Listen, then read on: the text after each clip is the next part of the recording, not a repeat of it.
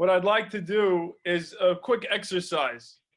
The exercise is I want you to close your eyes if you can, and to think about your own mortality. What that means is just to think about the fact that you never know when your time is going to end. You never know when your time on earth is going to end. And the reason that I want to bring this up is because I think that's the message that coronavirus is really trying to bring to all of us. I mentioned this a couple of times previously on Zoom. We live in a society that loves to deny death. We love to run away from death. A lot of our rituals, a lot of the things that we do are in order to really steer our heads away from death. And that's not a bad thing necessarily. It's a great thing to live in a life, upholding society, a society that celebrates life and kind of distances itself from death. But I think there are certain things to be learned just by recognizing that you never know when your time could end. And that, I think, is supposed to allow you to really make every moment more poignant in your life. Sam Harris has a beautiful meditation. Whenever you're doing anything, he says, it's a great exercise just to imagine that whatever you're doing at this point, right now, in this moment, this might be the last time you ever do that. So yesterday I was having a catch with my sister, a baseball catch, and with my father. I imagined that for a few seconds, imagine this is the last time I'm ever going to have a catch with my sister or with my father. And it added such an emotion to me at that moment to realize, you know what? And it really very well could be. I hope it's not. But it really added a tremendous amount for me. And I was very grateful to have that experience.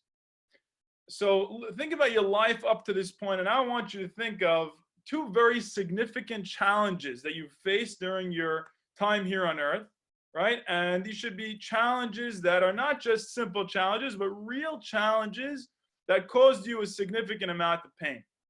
But don't just think about the challenges. Think about the two challenges. And I want you to think how you got through them. I want you to think about how it brought you to where you are today. So just take a second to ponder that idea.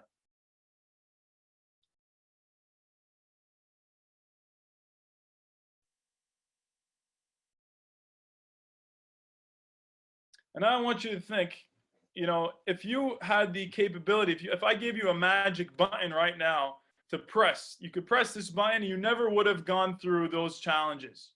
They would have just disappeared from existence. You never would have had them.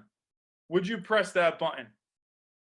Now, a lot of people might instinctively say yes. Remembering that emotion, remembering that pain is very difficult for us very often. So we just want to press that button. We want to forget about it. But a lot of us, as we mature, we realize that it really formed us. These were formative experiences. The cliche is, and I'll say it anyway, because I think it's very appropriate, a diamond is just a bunch of carbon atoms, but then when it goes into the crucible, when it gets a lot of pressure on it, it forms into something really beautiful. And I think that's what we could realize about our own lives. It's the challenges that form us into who we are. So during this time of coronavirus, I think the thing that we really need to have driven home for us is, what are we learning from this? What are we gaining from this? How are we going to build a better life as a result of this? I think Hashem is really bringing us this in order to urge us and say, listen, wake up. Don't go back to the same routine you were going to. Who here is going to take for granted the next time they see their friends? You're not going to take it for granted. You're going to appreciate it. The next time you get to go to shul and pray in a minyan. These are things we took for granted for so long. It barely registered. Going to the grocery store without a mask. That's going to be a tremendous thing for us. So I think coronavirus is one of the wisest teachers if we allow it to be just that.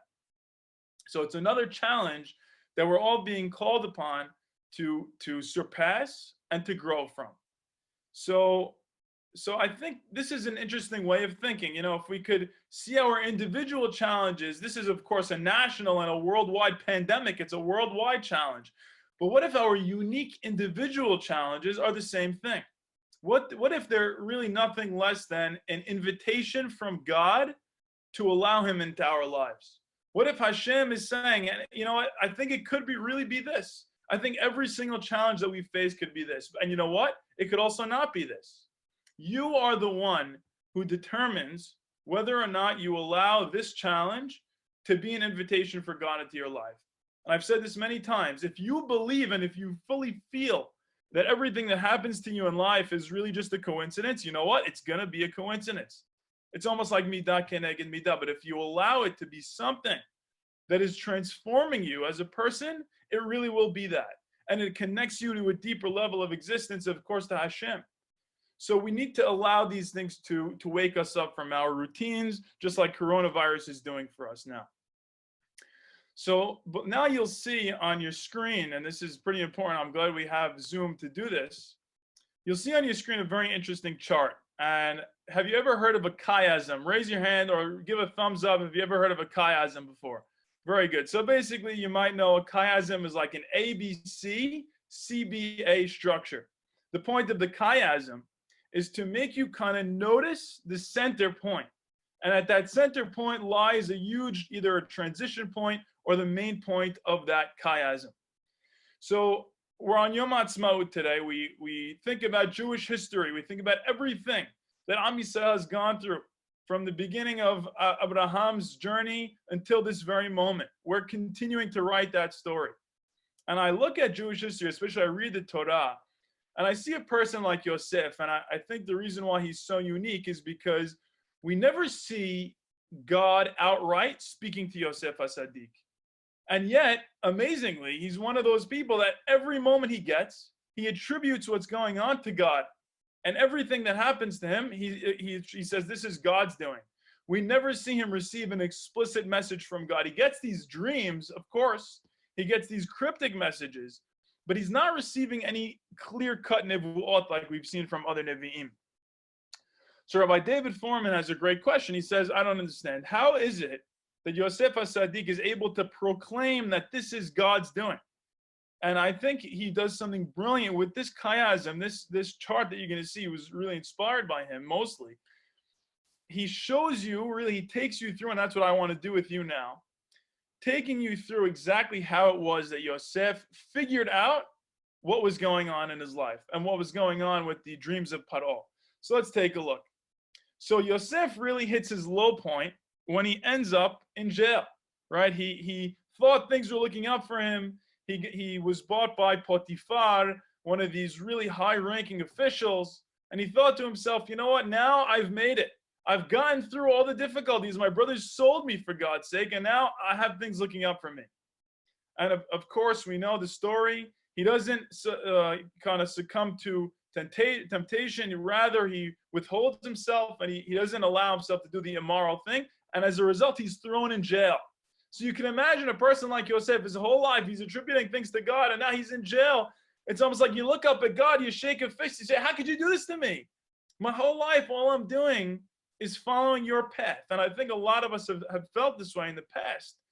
You know, you try to do the right thing. You try to stay on the right path. You pick what you think is correct. And then you feel abandoned by God. You feel like God doesn't really care about you. And that's probably the lowest point you could get to. But even in jail, Yosef has this tremendous inner strength. And I think it's not just Yosef. I think every one of us has that inside of us. He has such an inner strength that he doesn't allow himself to get into that negative thought pattern. He continues to believe and to proclaim, no, God is involved in my life. And I think it's really very much a self-fulfilling prophecy. If you keep proclaiming that to yourself, not just with Yosef, but if you take life that way, it really will be that way. So what happens? Yosef is thrown into the pit, and look at the interesting way that the Torah says it. The Torah says, Vayitzuhu min habor. After he's taken out of the pit by the servants of Paro, it says they took him out of the bor. Well, what's interesting is it really wasn't called a pit before this. It was called a bet sohar. It was called a jail. So the question is, why is the Torah changing the word here? Why does it use the word pit? Anybody have an inkling? Anybody have an idea why the Torah would be using this word? You're all on mute, so if you have something to say, you could just unmute yourself. Because his brothers threw him into a pit. Very good, exactly. Thank you, Robert. Yes. So the point is, the Torah is intentionally doing something. It's intentionally blurring the lines between when Yosef was really thrown into an actual pit and right here, right now, when he's in a jail. So the Torah is using its words very wisely on purpose in order to make me remember that. And look, that's the first part of our chiasm. That's the very center portion of our chiasm. It's saying Yosef's lowest point right now, where he's being kind of in the jail, being taken out, things are looking up, reminds us of the lowest point earlier in the story when he was thrown in the pit by his brothers. How about the next thing we read? Vaygalach vayhalev simlotav. He's going to greet Paro. He's a king. So Yosef, of course, needs to wear kingly garb. He needs to get a haircut, right? And the thing that happens right before he was thrown in the pit by his brothers over here, what was it? They took off his ketonet pasim.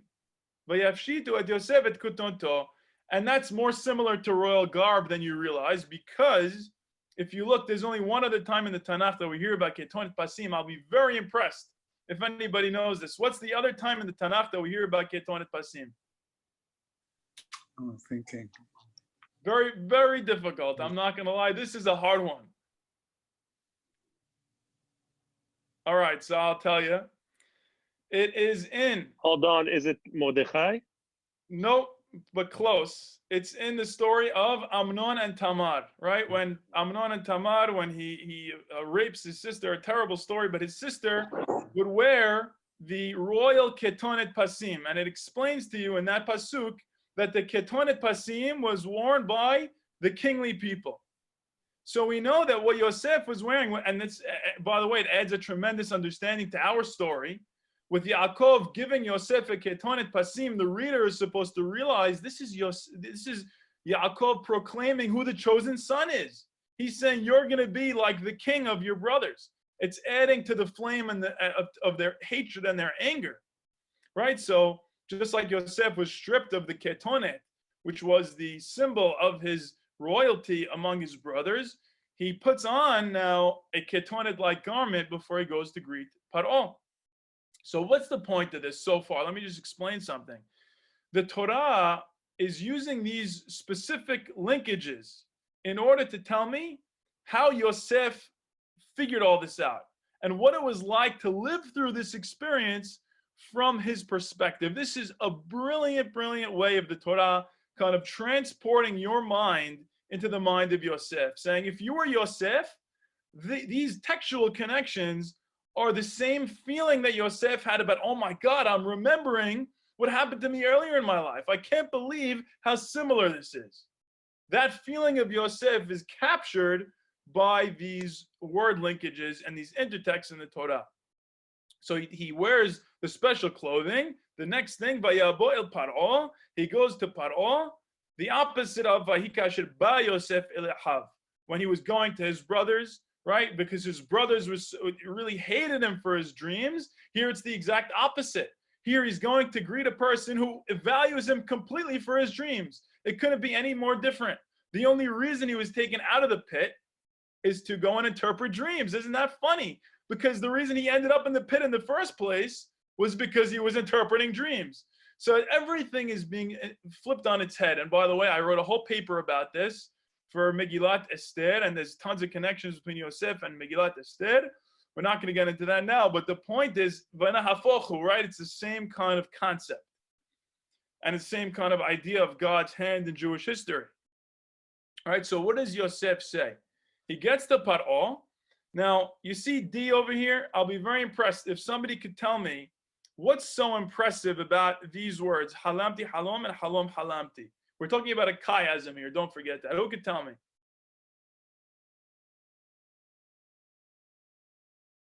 They're flipped. Perfect. It's flipped. What does that mean? The words themselves are inverted. The word halamti halom, right? When Yosef had told his brothers, I dreamed a dream. Here he's telling Paro, here Paro is telling him, halom halamti. So not only does it fit in the chiasm, right, where it's supposed to, about somebody dreaming a dream. Here was Yosef, here it's Paro. But even the words themselves are chiastic. Halamti halom, halom halamti. It's so brilliant the way that the Torah is kind of doubling up on the same device, the same literary device. Okay, so now Yosef cannot believe his ears. He's going to Paro. he went through this whole hellish experience leading up to this, and his interpretation of dreams got him literally nowhere. And until now, he's realizing everything is flipping on its head. And he's hearing this from Paro. And now try to take yourself and put yourself in Yosef's shoes, hearing the next part, right? So Paro opens his mouth. And now let me ask you a question. What language do you suspect Paro is speaking? Do you think Paro is speaking in Hebrew? Shake your head if you think yes or no. No. Paro is certainly not speaking in Hebrew. So what is the Torah doing here? Again, it's using the literary devices to emphasize the point for you. So what does Paro say? He says, Yosef, I want you to hear my dream. My dream was these cows came out of this river, these fat cows, and he says, Vatir'ena ba'ahu.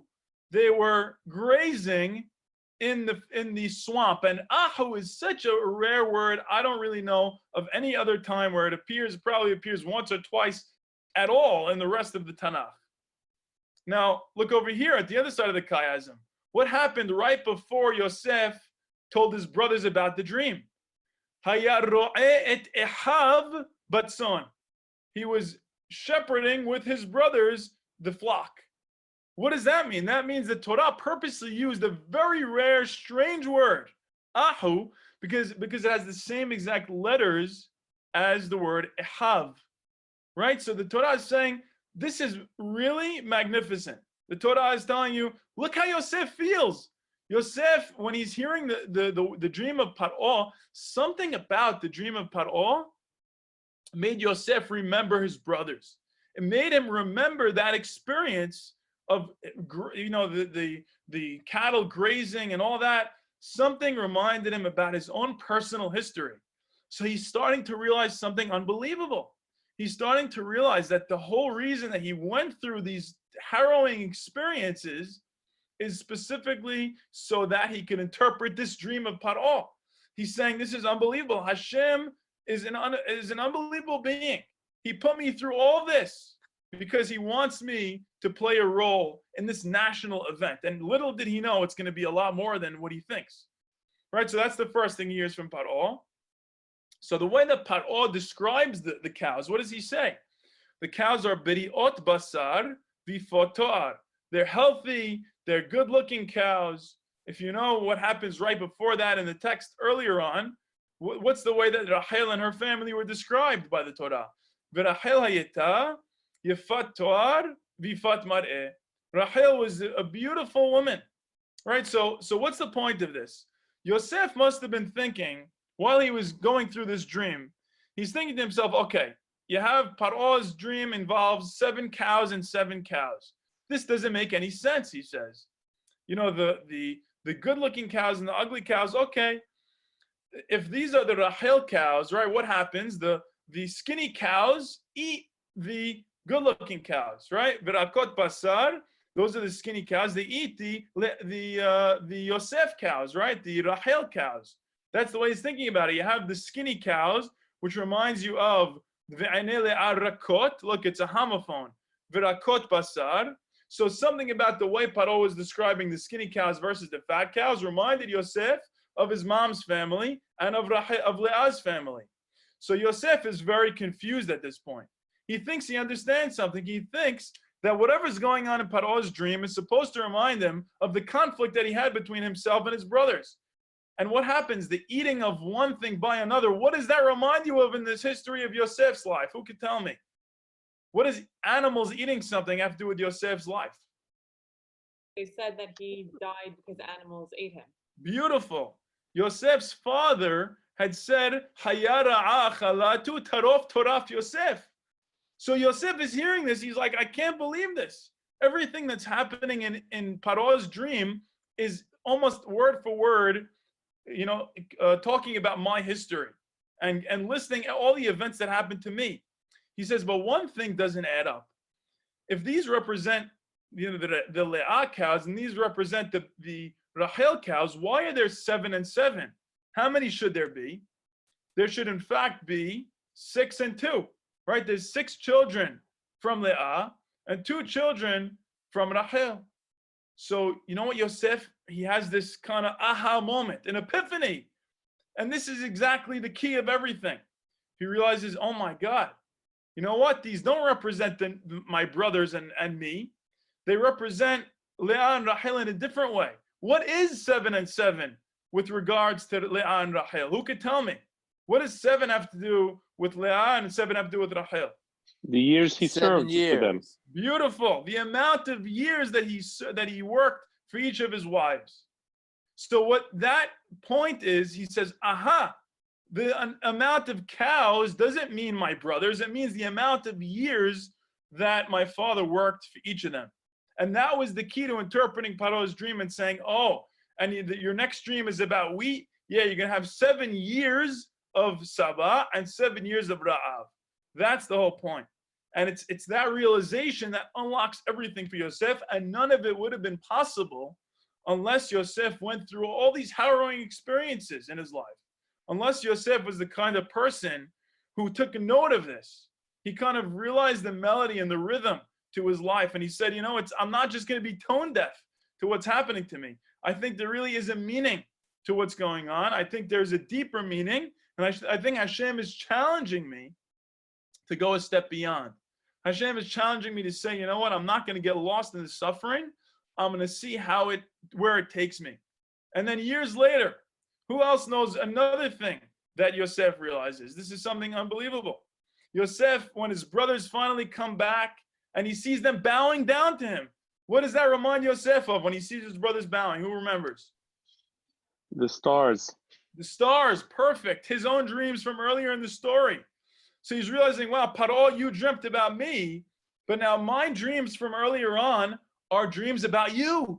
They're dreams about the importance of what's happening in Egypt. What do I mean by that? Well, Yosef sees his brothers bowing down. He says, aha, now I understand. How many celestial bodies were there in Yosef's dream? How many stars were there? 11 stars. Perfect. And a moon and a sun. And a sun, perfect. So that's 13 total with an 11 and 2 split. What else do we know so Yosef learned from all this something. He learned that all these symbols represent amount of years. It's the same thing in his dream. There's a 13-year period going on in his own life. He was 17 when he was sold. How old was he when he got thrown into jail? Well, we know how old was he when he went to Paro. He was 30 years old. So from 17 to 30 is 13 years. And it's not just 13 years. It was 11 years until he got thrown in jail, 2 years in jail, and then he goes to meet Paro. So Yosef is like, oh my God. He's looking around at his life, all the suffering he went through. And he sees the amazing way that Hashem worked it all out in the end. And the way that everything really came true. And the fact that all these difficult experiences culminated in himself becoming what he became. And he took solace in the knowledge, you know what? Hashem is involved in my life. And I'm never going to stop having faith in that, no matter how bleak things look. And now, as promised, we're going to put a hold on the Yosef stuff. We could come back to it later if you guys like. Before we continue with anything else, I want to talk about Eddie Jacobson. So Eddie Jacobson is a very unique guy. Eddie Jacobson grew up, in around the early 1900s. He befriended a guy named Harry when he in around the year 1905. A few years later, they went into business together. This is in Kansas City, in Missouri. And Eddie, by the way, is a Jewish guy. His friend Harry is not Jewish. And they started what's called a haberdashery store. We don't really have those anymore. Basically, those are hat stores. People would buy hats. And it was really successful for quite a few years until it wasn't, until the bottom really fell out of their entire enterprise and they had to go their separate ways. But they were really close friends. They really hit it off from a very early age, Eddie and Harry. And of course, Eddie went on to continue selling other different things. And Eddie watched as his amazing friend, Harry S. Truman, became the president of the United States. So Eddie Jacobson, this Jewish guy, little did he know, he's friends in an early age with the future president of the United States. Now, why is this so significant? Well, as you know, a few years later, in 1948, it came time for President Harry S. Truman to decide what he's going to vote for in the United Nations. The United Nations had to decide, are we going to allow Israel to become a nation state, or are we not going to allow them to become a nation state? And at the time, President Truman was receiving a lot of, pushback from both sides. The Palestinian side was telling him all these different things. The Zionist lobbyists were really pressuring him. Harry Truman really didn't want any more of it. He was sick of it. He said, you know what? America is going to abstain at the United Nations. We're not going to vote for Israel. I'm sick of this. He refused. He said, anybody who's from the Zionist lobbyists that comes to see me, stop them at the door. Don't let them come see me. And he says famously, one guy did get in, and his name was Eddie Jacobson, his old pal, his old friend. Eddie Jacobson got a call in the middle of the night from the head of B'nai B'rith, and he called him and he said, listen, Eddie, you're the only guy who could get through to him.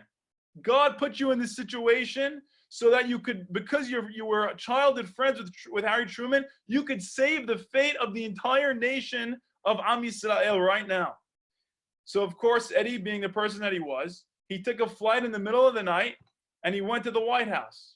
And he told the president's secretary, he said, listen, I'd like to meet with the president. And he says, listen, Eddie, you can meet with him. You're good friends, but please don't talk to him about the quote unquote Palestine affair. He doesn't want to hear it. So Eddie gets to the White House.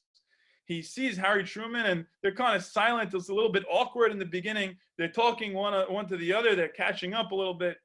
And then Truman breaks the question. He says, listen, Eddie, why'd you come see me? He said, you haven't asked me for anything since the day I became president. Is there something you want from me? And Eddie says the following words that will really live in history. He says, listen, I want you, first of all, to allow Chaim Weizmann. He came from Israel, and you're not letting him in the White House. He wants to see you. He wants to meet with you about something of national import for the state of Israel. And he says, I don't want to meet with him. I'm sick of it. Enough. Hajj, he says, basically. And then Eddie says, your hero is Andrew Jackson. He noticed in the corner of the room, he saw a statue of Andrew Jackson. He says, I have a hero too. He's the greatest Jew alive. And I'm talking about Chaim Weizmann. He's an old man and he's very sick. And he's traveled thousands of miles to see you. And now you're putting him off. This is not like you, Harry. So at that moment, Harry Truman swivels his chair around. He looks out at the beautiful rose garden outside the White House. And he's, at that point, Eddie Jacobson sees him drumming on his desk. He sees that he's thinking. And Eddie's thinking, I got him. I got him. And of course, he swivels around in his chair, does the president, and he looks at Eddie Jacobson. He says, listen, you bald-headed son of a gun. And he didn't say gun, but it's a family program. I can't say what he said. He says, listen, you get Chaim Weizmann in here before I change my mind. And he says, and I allowed him in. And at that point, they meet with President Truman. And Truman says that Chaim Weizmann is one of the most remarkable people he's ever met in his life. One of the kinds of leaders that you read about but seldom see. And now I'd like to show you a quick clip before we end. Let me know if you could hear it. If you have issues hearing this, please let me know. Dr. Weizmann is a wonderful man, one of the wisest people I think I ever met. He was a leader, one of the kind that you read about and seldom see. We had a long, long conversation, and he explained the situation from his viewpoint, and I listened to him very carefully. On my desk at the White House, I used to keep a quotation from Mark Twain, which said, always do right. This will gratify some people and astonish the rest.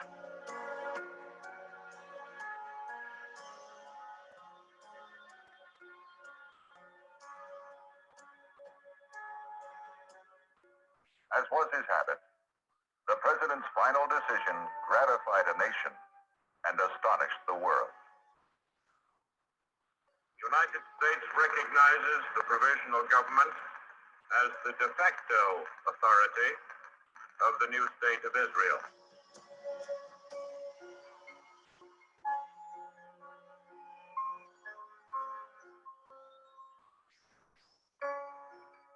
After the recognition and the state of Israel came into being, Daddy's role became even more important because there was no ambassador yet every bit of business that was done between Israel and the United States came through Eddie Jacobson.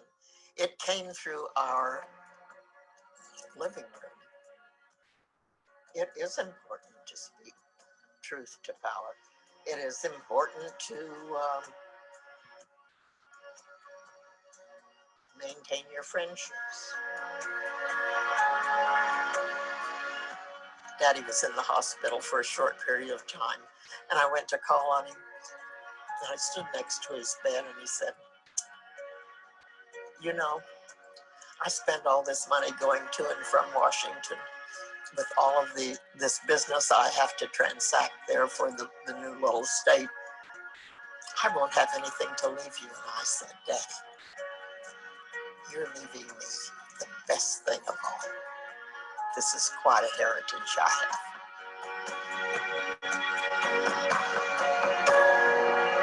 have.